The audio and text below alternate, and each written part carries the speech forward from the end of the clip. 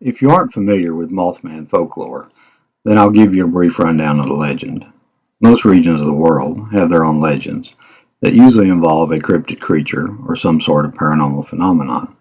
In the case of West Virginia around Point Pleasant, you've got Mothman. Unlike many legends, this one started in relatively recent times. The bulk of sighting reports began in November of 1966 and ran until the tragic collapse of the Silver Bridge in December of 1967. The Mothman falls into the class of legendary creatures known as flying humanoids and is probably the best known of these types of reports. I've included a photo of myself and the statue in Point Pleasant to give you an idea of one variant of the description of the creature. There's a lot of info out in the form of books and videos, so you can research it as you like. John Keel wrote the Mothman Prophecies book that originally popularized the encounter stories and resulted in the growth of the phenomenon, documentaries, books, and even movies. However, several other researchers have also investigated the subject, including Lauren Coleman, Ken Gerhard, Nick Redfern, and Lyle Blackburn. I highly recommend looking into their work. They are a great source of info, so I won't attempt to repeat the lore. I'll try to stick to my own ideas on the legend. So here we go.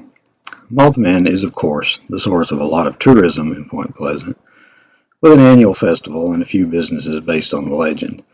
The most famous attraction is the Mothman Museum. One of my grandsons is a fan, so I've been planning on taking him for a while, and recently had the opportunity to do so.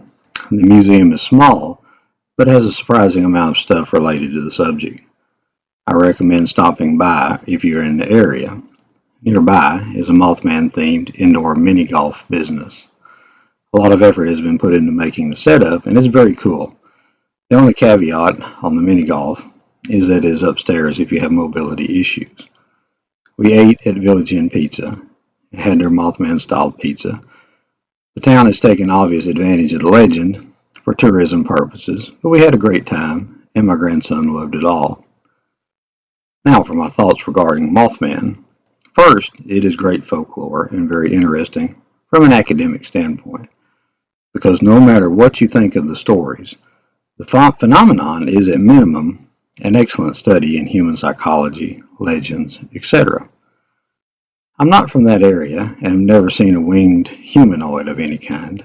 However, as a person that does claim to have experienced some impossible things, I don't like it when people wholesale dismiss my experiences, so I don't like to do that to others.